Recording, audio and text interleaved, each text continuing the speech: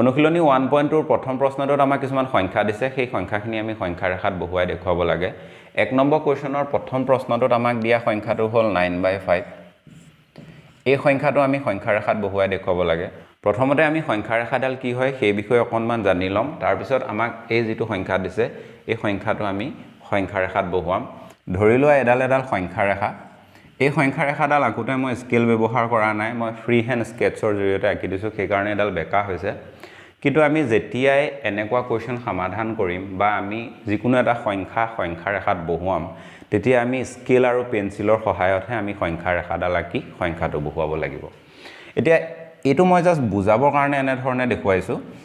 এডাল ধৰিলা সংখ্যা ৰেখা এই সংখ্যা ৰেখাডালৰ আমি মাজত এটা বিন্দু লম এই বিন্দুটো আমি কি বুলি ধৰিম শূন্য বুলি ধৰিম এই বিন্দুটো হ'ব শূন্য এই বিন্দুটোৰ পৰা এটা দূৰত্বত আমি আৰু এটা বিন্দু লম ইয়াৰ পৰা ইয়ালে দূৰত্ব যিমান হ'ব সমান ডিসটেন্সত আমি আৰু বিন্দু ল'ব পাৰো ইচ্ছা কৰিলে আমি আৰু বিন্দু এনেদৰে ল'ব পাৰো কিন্তু ইয়াৰ পৰা ইয়ালে দূৰত্ব ইয়াৰ পৰা ইয়ালে দূৰত্ব ঠিক তেনে ধৰণে ইয়াৰ পৰা ইয়ালে দূৰত্ব সদায় সমান হ'ব লাগিব দূৰত্ববিলাক আমি সেই কাৰণে এডাল যেতিয়া আমি স্কেলে আঁকিম স্কেলে অকাৰ পিছত এইখিনি আমি আকৌ স্কেলেৰে জুখি আঁকিব লাগিব মানে দূৰত্বটো সদায় সমান হৈ থাকিব লাগিব তাৰ পিছত ইয়াৰ পৰা ইয়ালে যেটো দূৰত্ব হ'ল তাক যদি আমি 1 দিও এটো তেতিয়া 2 হ'ব এটো তেতিয়া 3 হ'ব সংখ্যা ৰেখাডালৰ মাজত যেটো শূন্য থাকিব সেই শূন্য বিন্দুটোৰ পৰা সোঁফালে আমি যিমানখিনি সংখ্যা লম গোটেই সংখ্যাখিনি আমাৰ যোগত থাকিব এই সংখ্যাটো আমাক যোগত দিছে গতিকে এই সংখ্যাটো সোঁফালে বহিব আকৌ যদি আমাক সংখ্যা এটা বিয়োগত দিয়ে ফৰ এক্সাম্পল 2 নম্বৰ কোৱেশ্যনটো আমাক দিছে -2/13 ইয়াত মাইনাস আছে মাইনাস থাকিলে এফালে আমি বহুৱাব নোৱাৰো তেতিয়া আমি কি কৰিব লাগিব এই যেটো মাজত থকা বিন্দুটোৰ পৰা আমি বাওঁফালে ইয়াত যেনেকৈ সমান দূৰত্ব লৈছিলো এইবিলাকত ঠিক তেনে ধৰণে ইয়াৰ পৰা ইয়ালে যিমান দূৰত্ব আছে সেম ডিসটেন্স আমি ইয়াত ল'ব লাগিব এটো হৈ যাব -1 ঠিক তেনে ধৰণে ইয়াৰ সমান আমি আকৌ এটা ডিসটেন্স লৈ ইয়াত এটা বিন্দু ল'ব পাৰো এটো হৈ যাব -2 এতিয়া এই যিখিনি নেগেটিভ সংখ্যা বা যিখিনি ঋণাত্মক সংখ্যাখিনি আমি সদায় এই যেটো মাজত থকা বিন্দুটোৰ বাওঁফালে বহুৱাব লাগিব যেহেতু এফালে কোনখিনি সংখ্যা থাকে যিখিনি মাইনাসত থকা সেই সংখ্যাখিনি থাকে এনেদৰে সংখ্যা এটা যেতিয়া যোগত থাকিব যোগত থকা সংখ্যা এটা আমি সংখ্যা ৰেখাত বহুৱাবলৈ হলে সংখ্যা ৰেখাডালৰ যেটো মাজৰ বিন্দু যাক আমি 0 বুজাইছো সেই বিন্দুটোৰ পৰা আমি সোঁফালৰ যেটো অংশ সেই অংশটো আমি আঁকিলো তাত আমি সংখ্যাটো বহুৱাই দিম যেহেতু সংখ্যাটো যোগত আছে গতিকে সোঁফালে বহিব আৰু যদি সংখ্যাটো এনেদৰে বিয়োগত থাকে তেতিয়া আমি সংখ্যা ৰেখাডালৰ মাজৰ যেটো বিন্দু যাক আমি 0 বুজাইছো 0ৰ পৰা আমি বাওঁফালৰ যেটো অংশ হেতু আঁকি লৈ তাত আমি এই সংখ্যাটো বহুৱাই দিম যেহেতু মাইনাস হলে এফালে বহিব প্লাস হলে এফালে বহিব আমি ইচ্ছা কৰিলে গোটেই সংখ্যা ৰেখাডাল আঁকি লৈ তাতো আমি বহুৱাব পাৰো কিন্তু তেতিয়া বহুত দীঘল হৈ যাব কেতিয়াবা আঁকিবলৈ অসুবিধা হয় সেই কাৰণে আমি এনেদৰে যদি যোগত থাকে তেতিয়া সংখ্যা ৰেখাডালৰ যেটো মাজৰ বিন্দুটোৰ পৰা আমি সোঁফালে যেটো অংশ থাকে সেই অংশটো আঁকিলৈ তাত আমি সংখ্যাটো বহাম যদি বিয়োগত হয় তেতিয়া সংখ্যা ৰেখাডালৰ যেটো মাজৰ বিন্দু যাক আমি 0 বুজাইছো সেই বিন্দুটোৰ পৰা বাওঁফালৰ অংশটো আঁকিলৈ তাত আমি যদি সংখ্যাটো বহাও তেতিয়া সংখ্যা ৰেখাডাল অলপ সৰু হ'ব আমাৰ আঁকিবলৈ কি হ'ব সুবিধাজনক হ'ব তেনেদৰে আমি কৰিম এতিয়া আমি কোৱেশ্যন নম্বৰ 1 টো সমাধান কৰিম কোৱেশ্যন নম্বৰ 1 ৰ 1 টোৰ সলিউশন প্ৰথমতে আমি সংখ্যা ৰেখাডাল আঁকি লম ধৰি লোৱা এডাল সংখ্যা ৰেখাডালৰ মাজৰ যেটো বিন্দু যাক আমি 0 বুলি কওঁ সেই বিন্দুটো আমি এনেকুৱা ওচৰতে লম এটো হ'ল মাজৰ বিন্দুটো 0 ইয়াৰ পৰা আমি এটা দূৰত্বত এটা বিন্দু লম যিকোনো এটা দূৰত্বত এটা বিন্দু লম ধৰি লোৱা এটো এটা বিন্দু ইয়াৰ পৰা ইয়ালে যিমান দূৰত্ব হ'ল সমান দূৰত্বত আমি আৰু এটা বিন্দু লম ইচ্ছা কৰিলে আৰু এটা বিন্দু ল'ব পাৰো এই চিনটো যে আছে এই চিনটোৰ অৰ্থ কি আমি ইচ্ছা কৰিলে এই সংখ্যা ৰেখাডাল আৰু দীঘল কৰি আৰু বিন্দু ল'ব পাৰো আমি এতিয়া তিনটা যদি বিন্দু লওঁ ইয়াৰ ভিতৰতে এই সংখ্যাটো আমি বহুৱাব পাৰিম গতিকে আমি তিনটা বিন্দু ললো দুটা বিন্দুটো হৈ যায় কিন্তু তিনটা বিন্দু জাস্ট মই বুজাবৰ কাৰণে লিখি দিলো ইয়াৰ পৰা ইয়ালে দূৰত্ব যদি 1 হয় ইয়ালৈ 2 হ'ব ইয়ালৈ 3 হ'ব এতিয়া আমি চাব লাগে সংখ্যাটোৰ তলত কি আছে মানে হৰ কিমান আছে ইয়াত কি আছে 5 আছে গতিকে আমি ইয়াৰ পৰা ইয়ালে যেটো দূৰত্ব যাক আমি 0 to 1 বুলি কৈছো মানে 0 ৰ পৰা 1 ৰ ভিতৰত আমি মুঠ 5টা ভাগ কৰিব লাগে যদি এনেকে 13 থাকিল হয় আমি 13টা ভাগ কৰিলো হয় এতিয়া দ্বিতীয় কোৱেশ্চনটো 13 আছে 13 থাকিলে আমি 13টা ভাগ কৰিম ইয়াত যেহেতু 5 আছে গতিকে আমি 5টা ভাগ কৰিম 5টা ভাগ কৰিলে ইয়াত এনেদৰে হ'ব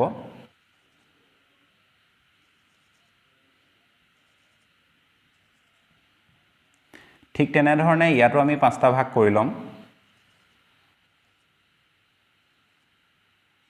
আকৌ আমি ইয়াতো তেনেদৰে 5টা ভাগ কৰি লম ইয়াৰ পৰা ইয়ালে মুঠতে 5টা ভাগ আছিলে প্ৰথম ভাগটো আমি কেনেকৈ লিখিব পাৰো মুঠ আছিলে 5টা ভাগ 5টা ভাগৰ 1 নম্বৰ ভাগটো মুঠ আছিলে 5টা ভাগ 5টা ভাগৰ 2 নম্বৰ ভাগটো মুঠ আছিলে 5টা ভাগ 5টা ভাগৰ 3 নম্বৰ ভাগটো এনেদৰে আমি লিখিব পাৰো বা আমি ডাইৰেক্ট সিৰিয়েল কে লিখি যাব পাৰো 4/5 এটো কিমান হ'ব 5/5 5/5 ক 5ক যদি আমি পাছে কাটি দিও 1 হ'ব মানে এটোৰ সমান 5/5 ও হ'ব পাৰে 1 ও হ'ব পাৰে কাৰণ 5 হৰণ 5 কৰিলে আমি কিমান পাম 1 পাম এটো হল 5/5 ইয়াৰ পাছৰটো হ'ব 6/5 তাৰ পাছৰটো হ'ব 7/5 তাৰ পাছৰটো হ'ব 8/5 ঠিক তেনেদৰে এটো হ'ব 9/5 এন্ড এটো কিমান হ'ব 10/5 10/5 টুক যদি আমি এনেদৰে ক্যান্সেল কৰো তেতিয়া আমি 2 পাম গতিকে এই যেটো বিন্দু এই বিন্দুটোক আমি 2 বুলিও ক'ব পাৰো বা 10/5 বুলিও ক'ব পাৰো নেক্সট ইয়াৰ পাছৰ যিখিনি বিন্দু আছে বিন্দুখিনি আমি এনেদৰে লিখিম এটো হল 10/5 এটো হ'ব 11/5 এটো হ'ব 12/5 এটো হ'ব 13/5 এটো হ'ব 14/5 এই বিন্দুটো হ'ব 15/5 পাছে যদি 15 কাটো আমি কিমান পাম 3 পাম এই বিন্দুটোক আমি 3 বুলিও ক'ব পাৰো বা আমি এই বিন্দুটোক কিমান ক'ব পাৰো 15/5 বুলিও আমি ক'ব পাৰো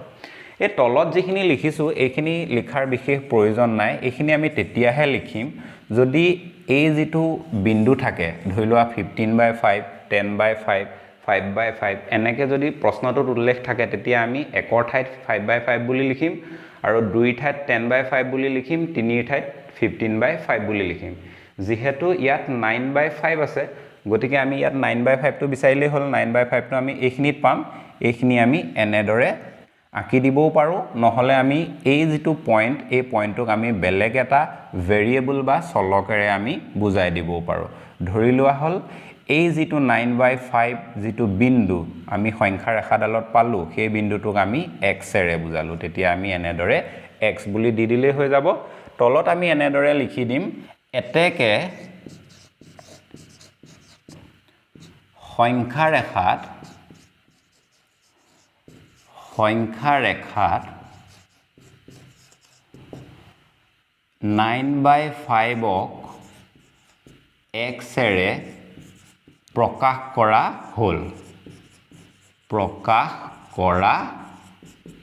হল এনেদৰে আমি লিখি দিলে হৈ যাব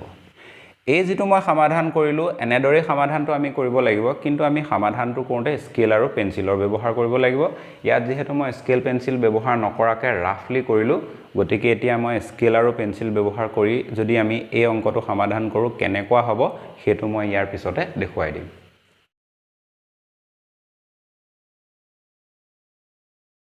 কোৱেশ্চন নম্বৰ 2 টোত আমাক দিছে -2/13 এই সংখ্যাটো আমি সংখ্যা ৰেখাত বহুৱাব লাগে সলিউশন প্ৰথমতে আমি সংখ্যা ৰেখাডাল আঁকি লম ধৰা হল এডাল সংখ্যা ৰেখাডালৰ মাজৰ যেটো বিন্দু যাক আমি 0 বুজাও সেই বিন্দুটো আমি ইয়াত লম এটো হল মাজৰ বিন্দু 0 আমি যদি সংখ্যাটো চাও সংখ্যাটোত তলত এটা ডাঙৰ সংখ্যা আছে ওপৰত এটা সৰু সংখ্যা আছে যদি তলত ডাঙৰ সংখ্যা থাকে ওপৰত সৰু সংখ্যা থাকে যদি সংখ্যাটো মাইনাসত থাকে তেতিয়া -1 আৰু 0 ইয়াৰ মাজত হ'ব যেতিয়া তলত ডাঙৰ ওপৰত সৰু থাকে আৰু যদি সংখ্যাটো প্লাসত থাকে ফৰ এক্সাম্পল 4/7 এই সংখ্যাটো প্লাসত আছে তেতিয়া ইয়াত তলত ডাঙৰ সংখ্যা আছে ওপৰত সৰু সংখ্যা আছে এনেকুৱা কন্ডিশনত 0 আৰু +1 ৰ মাজত এই সংখ্যাটো হ'ব এতিয়া আমি গম পালো এই সংখ্যাটো মাইনাসত আছে মাইনাসত থকাৰ কাৰণে ই 0 আৰু -1 ৰ মাজত হ'ব গতিকে আমি যেটো মাজৰ বিন্দুটোৰ পৰা বাওঁফালে এটা নিৰ্দিষ্ট দূৰত্বত আমি এটা বিন্দু লম এটো হ'ব -1 ইয়াৰ পৰা ইয়ালে আমি যিমান দূৰত্ব লৈছো সমান দূৰত্ব যদি আমি সোঁফালে লওঁ তেতিয়া এই বিন্দুটো হ'ব +1 সংখ্যাটোৰ তলত 13 আছে এতিয়া আমি 0 যেটো বিন্দু আমি লৈছো আৰু -1 যেটো বিন্দু লৈছো এই বিন্দু দুটাৰ মাজত আমি সমানে মুঠ 13টা ভাগ কৰিম 1 2 3 এই বিন্দুটোৰ সৈতে হ'ব 13 তলত 13 আছে সেই কাৰণে আমি 13টা ভাগ কৰি ললো এফালৰ পৰা আমি হিসাব কৰিব লাগিব এটো হল প্ৰথম ভাগ গতিকে আমি লিখিম -1/13 দ্বিতীয় যেটো বিন্দু হ'ব হেতু -2/13 ঠিক তেনে ধৰণে আমি বাকিখিনি লিখি লম এই বিন্দুটো হ'ব -12/13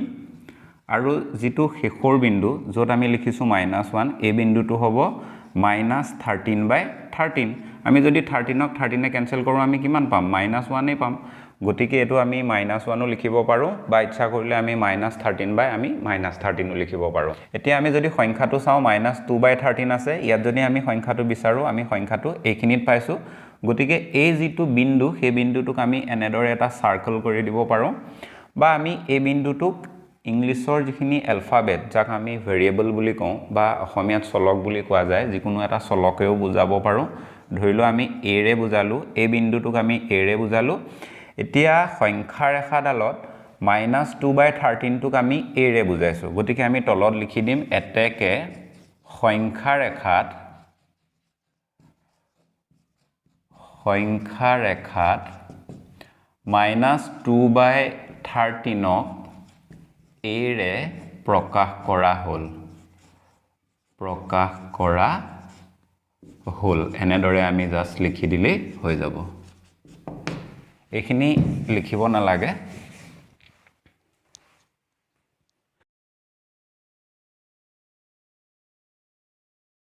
2 নম্বৰ কোৱেশ্চনটোৰ দৰে 3 নম্বৰ কোৱেশ্চনটো আমাক মাইনাসতে দিয়া আছে আৰু ইয়াত তলৰ যেটো সংখ্যা সেই সংখ্যাটোৰ তুলনাত ওপৰৰ সংখ্যাটো সৰু হয় যদি তলৰ সংখ্যাটোৰ তুলনাত ওপৰৰ সংখ্যাটো সৰু হয় তেতিয়া 1 আৰু 0 ৰ মাজত হ'ব সংখ্যাটো যদি মাইনাসত থাকে তেতিয়া -1 আৰু 0 ৰ মাজত হ'ব আৰু যদি সংখ্যাটো প্লাসত থাকে তেতিয়া 0 আৰু +1 ত হ'ব এটো মই আগতে কৈছো এতিয়া আমি এই কোৱেশ্চনটো সমাধান কৰিম সলিউশন প্ৰথমতে আমি সংখ্যা ৰেখাডাল আঁকি ল'ব লাগে ধৰা হল এডাল সংখ্যা ৰেখা এই সংখ্যা ৰেখাডালৰ মাজৰ যেটো বিন্দু সেই বিন্দুটো আমি ইয়াত ললো এটো হল 0 ইয়াৰ পৰা আমি এটা দূৰত্বত অন্য এটা বিন্দু ললো সেই বিন্দুটো হ'ব -1 ইয়াৰ পৰা ইয়ালে যিমান দূৰত্ব সমান দূৰত্বত যদি আমি সোঁফালে এটা বিন্দু লওঁ হেতু হ'ব +1 তলৰ সংখ্যাটোৰ তুলনাত ওপৰৰ সংখ্যাটো সৰু হোৱাৰ কাৰণে আমি -1 আৰু 0 ৰ মাজত এই সংখ্যাটো পাই যাম তাতে এই সংখ্যাটো আমি বহুৱাব পাৰিম তলত 7 আছে গতিকে আমি 0 আৰু -1 ৰ ভিতৰত মুঠ 7টা ভাগ কৰিব লাগে আমি এতিয়া 7টা ভাগ কৰি লম এই বিন্দুটোৰ সৈতে হ'ব মুঠ 7টা ভাগ আমি এফালেও ইচ্ছা কৰিলে এনে ধৰণে 7টা ভাগ কৰি ল'ব পাৰো এই যিখিনি আমি ভাগ কৰিলো সেই ভাগখিনি সদায় সমান সমান হ'ব লাগিব আৰু সমান সমান হ'বলৈ আমি ইয়াত স্কেল ব্যৱহাৰ কৰি আমি এই প্ৰশ্নটো সমাধান কৰিব লাগিব মই ফ্ৰী হ্যান্ড কৰি দেখুৱাই দিছো পাছত মই শুদ্ধকে কৰিলে কি হয় হেতু মই ইয়াৰ পাছত এড কৰি দিম তাত তুমি চাই ল'ব পাৰিবা এতিয়া ইয়াৰ পৰা ইয়ালে হ'ব 1/7 মুঠ হল 7টা ভাগ 7টা ভাগৰ এটো 1 নম্বৰ ভাগটো আৰু এইফালে লিখিলে হ'ব -1/7 ঠিক তেনে ধৰণে এটো লিখিলে হ'ব 2/7 এটো হ'ব -2/7 এটো হ'ব 3/7 ঠিক তেনে ধৰণে এটো হ'ব -3/7 এনেদৰে আমি বাকিখিনি লিখি লম এটো হ'ব 7/7 যদি আমি 7 এ 7 এ ক্যান্সেল কৰো তাৰ সমান আমি 1 পাম একন জাস্ট মই বুজিবলৈ কেবাবাৰো লিখি দেখুৱাই দিছো এখিনি লিখাৰ দৰকাৰ নাই এফালে হ'ব -4/7 -5/7 -6/7 এটো হ'ব -1 এতিয়া আমি এই সংখ্যাটো সংখ্যা ৰেখাডালত বিচাৰি মাৰ্ক কৰি দিলে আমাৰ এই প্ৰশ্নটো সমাধান কৰা হৈ যায় আমি যদি -5/7 টো বিচাৰো ইয়াত আমি এইখিনিত পাম গতিকে এটো হ'ব -5/7 এতিয়া আমি এই বিন্দুটো ইংৰাজী বৰ্ণমালাৰ যিকোনো এটা letter for example a b c যিকোনো এটা লেটাৰে এই বিন্দুটো আমি বুজাই দিম ধৰিলোৱা ইয়াত আমি b লেটাৰটো ললো b এই বিন্দুটো কি হল b হল এতিয়া আমি তলত লিখি দিম এতেকে সংখ্যা ৰেখাত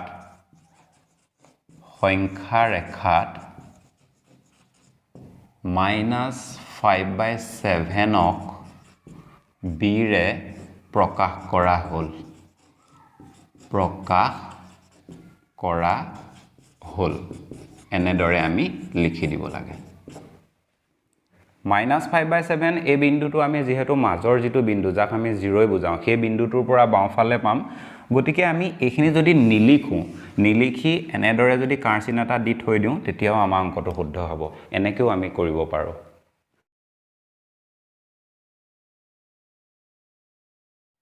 Question number 4 to দিছে -1/3 solution প্ৰথমতে আমি সংখ্যা ৰেখা এডাল আঁকি লম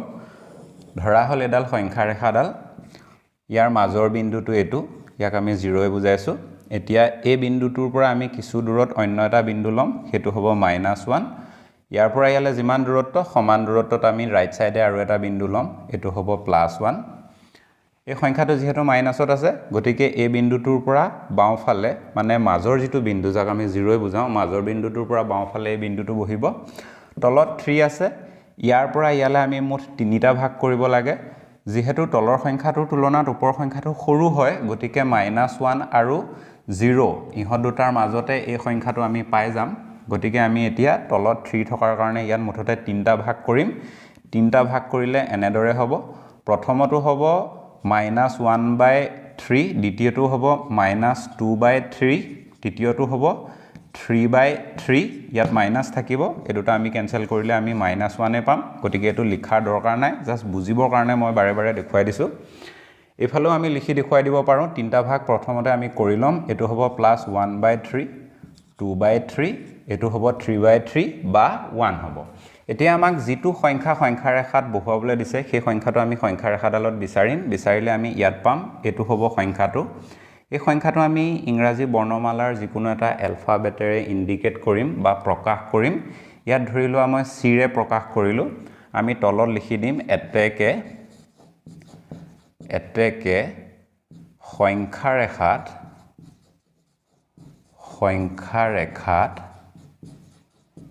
-1/3 সি ৰে প্ৰকাশ কৰা হ'ল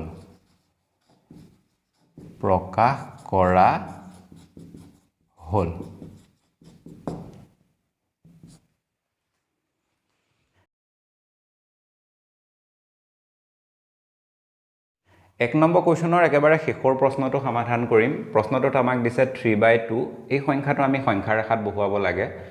সংখ্যাটো যদি আমি চাও তলত এটা সৰু সংখ্যা আছে ওপৰত এটা ডাঙৰ সংখ্যা আছে এনেদৰে যদি সংখ্যা আমাক সংখ্যা ৰেখাত বহুৱাবলৈ দিয়ে তেতিয়া আমি প্ৰথমতে হৰণ কৰিব লাগিব 3 ক আমি 2 ৰে যদি হৰণ কৰো 2 এগুণ 2 হ'ব ভাগশেষ থাকিব 1 আমি দুবাৰ দিব নোৱাৰো ইয়াৰ পৰা আমি এটা কথা গম পালো এই সংখ্যাটো 1তকে ডাঙৰ হ'ব 2তকে সৰু হ'ব মানে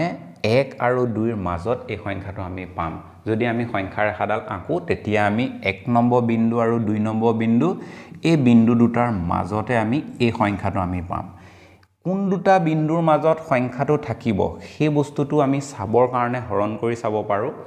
এতিয়া আমি গম পালো 1 আৰু 2 ৰ মাজত এই সংখ্যাটো থাকিব গতিকে আমি সংখ্যা ৰেখাত 1 আৰু 2 নম্বৰ বিন্দুটো লেখেহে আঁকিলম বাকি 3 4 5 কেবিলাক আমি নেআকিলেও হ'ব এতিয়া আমি সমাধান কৰিম সলিউশন ধৰিলো এডাল সংখ্যা ৰেখাডাল এটো হল মাজৰ বিন্দু 0 ইয়াৰ পৰা আমি কিছু দূৰত এটা বিন্দু ললো +1 সমান দূৰত আৰু এটা বিন্দু ললে +2 বাওঁফালে যদি আমি লওঁ -1 -2 হ'ব এতিয়া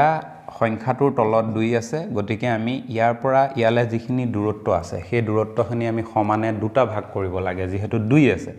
দুটা ভাগ কৰিলে ইয়াত হ'ব ইয়াতো আমি দুটা ভাগ কৰিম ঠিক তেনে ধৰণে আমি ইয়াতো এনেদৰে দুটা ভাগ কৰি লম ইয়াৰ পৰা ইয়ালে মুঠ আছে দুটা ভাগৰ এটো প্ৰথম ভাগ গতিকে আমি লিখিম 1/2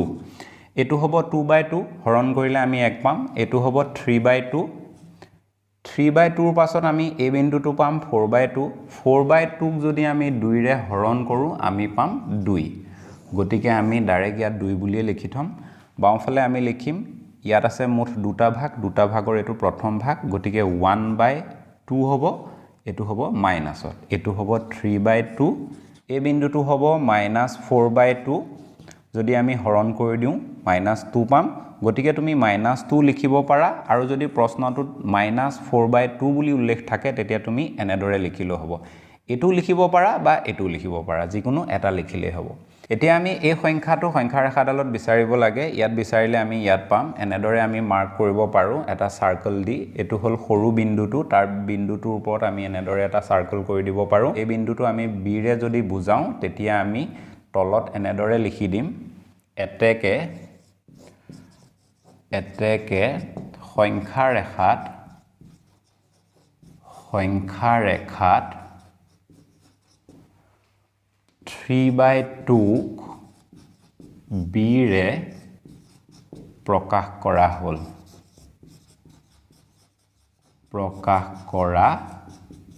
হ'ল এনেদৰে আমি লিখি দিব লাগে